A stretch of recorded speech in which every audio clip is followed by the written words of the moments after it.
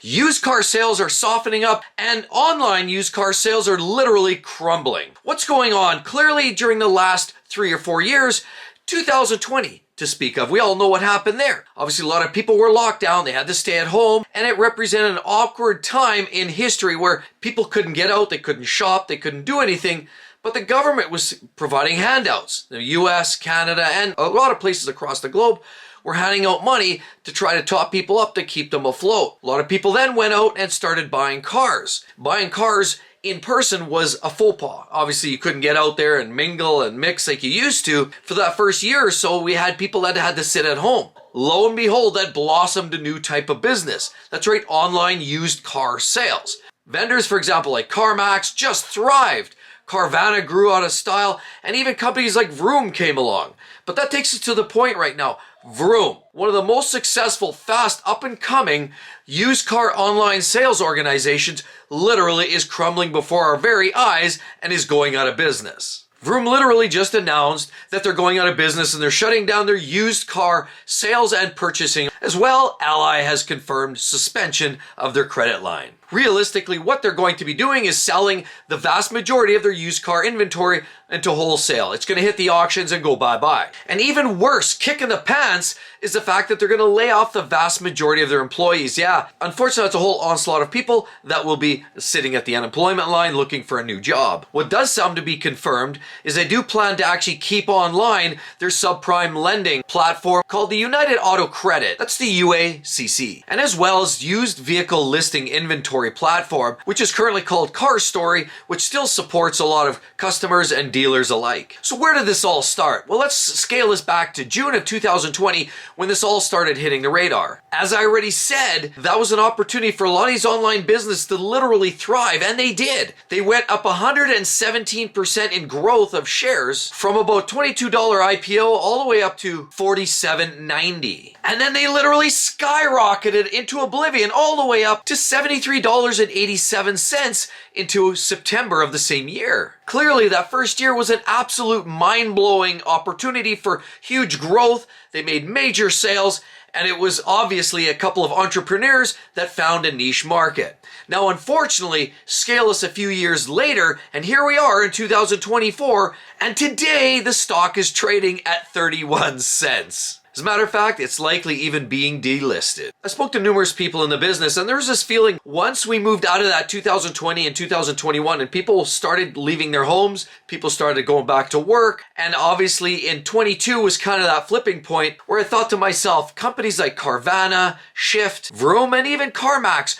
were likely going to be faced with a serious crisis coming up, strictly because people were getting back in person. They were getting back to the dealership level. They were getting there negotiating on their new vehicles. Don't you find it a little bit risky? It's bad enough you can't trust a modern day dealer. Some of those specialists, some of those little corner lots that do a lot of shady business. It's bad enough that you can walk up there, you can pop the hood, look underneath, listen to the vehicle run, take it for a drive, feel for wobbles and squeaks.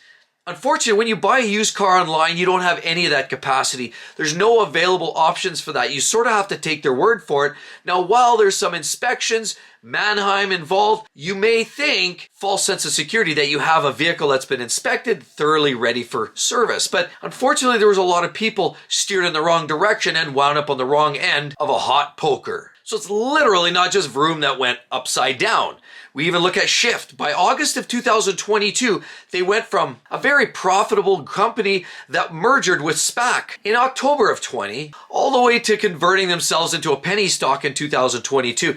Literally 2 years later, they were upside down and underwater. And we've all seen CarMax go up and down. They've had some rough rides and bumps along the way. Carvana now, of course, is one of those that really defied common sense, and they've already reached out for debt forgiveness, and they're also in a world of hurt. Then comes along January 2024, and now it's VROOM's turn to feel the burn, and unfortunately it's a sad state because they're having to turn a lot of customers away. They are saying that they're providing customers with pending transactions a means of communication and links that they get in touch with somebody to help them get through this transaction. And so I've never trusted necessarily not touching and feeling that vehicle.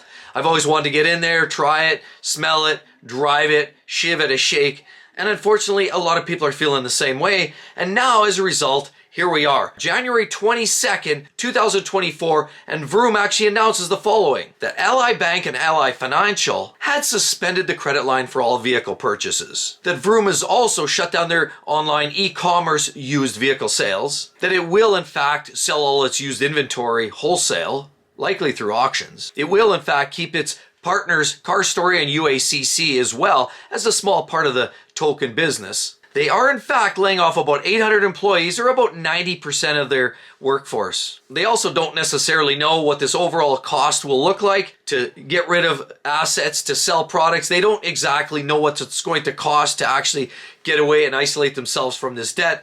But the reality is there's lease commitments, there's all kinds of other commitments, there's payouts, there's a lot of financial end tying this. It's not just walk away and close the door, flip the light, mic drop. No, there's a lot more to this conversation. And ultimately, this is why this existential crisis actually happened. People were paying whatever it took. They just wanted a car. They were paying, the dealer says X, sure, I'll pay X because I know there's somebody waiting right behind me to get that same car. So people were paying through the nose. They were paying more money for used cars than a lot of the new versions of it, but they couldn't get the new versions because it meant waiting for a year, 2, 3 years because of chip shortages. And of course, long lines with lower volume availability just meant that people are willing to just sign on the dotted line for almost any amount of money, even for garbage vehicles in a lot of cases. And now, coming and popping out of the other end of 2022, people were starting to wake up. Inventory was starting to flow back in. We're starting to see used car inventory pop up as well. Some of the new vehicles started to flood some of the dealer lots, and there was just more options out there for the consumer. And now, here it leaves companies like this having much tighter margins, not being able to sell the lower grade vehicles, having to be more cutthroat, not necessarily having those massive margins. And now here we are in a real tough spot. We knew that was unsustainable. And that's what I've been saying all along. I had people reach out to me personally and ask me, how long does a CarMax or even a Carvana stick around for? That just doesn't seem sustainable. Who would possibly want to buy a car sight unseen? Well, believe it or not, during that crisis 3 years ago, people were, but things have changed. And now they'd much rather step into a car lot. We also can't forget the other obvious. The car markets are softening anyway. That's another factor aside from the whole e-commerce. The fact that interest rates are continually to maintain high. Obviously, there's a lot of inventory. Car sales are down. Cost of living is up. People can't even afford a loaf of bread. There's people living in tents, for crying out loud. And now companies like this just realize there's really no future, at least not in the short term. And the writing was actually on the wall in 2022, but we continue to see this spiraling effect. By Q3 of 2023, VROOM actually reported only about 4,561 sales, which was down about 29% year over year. Profit also fell about 25% per transaction, largely because they were defunct on a lot of the registrations. People were driving around with old registrations.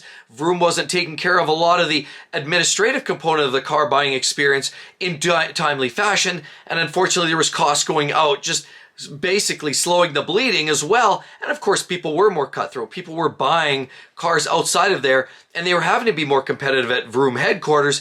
And of course, so profits per vehicle went down, which all contributed to a net loss of about $82.9 million.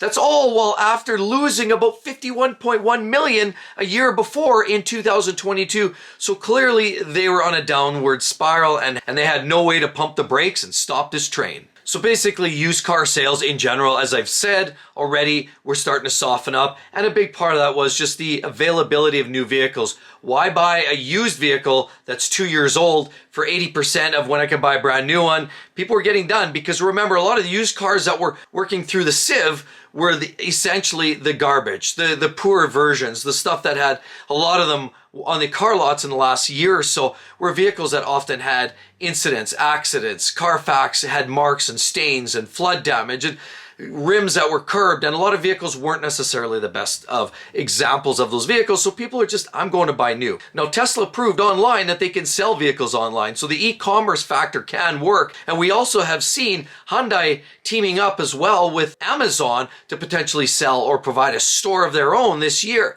But again, they're selling new vehicles, and that's the difference. Sight unseen works because people know what they're getting.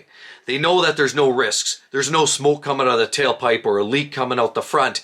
People, it's a much less risk and the e-commerce can work. You just zoom on down, pick it up at your local dealership, transactions already taken care of online.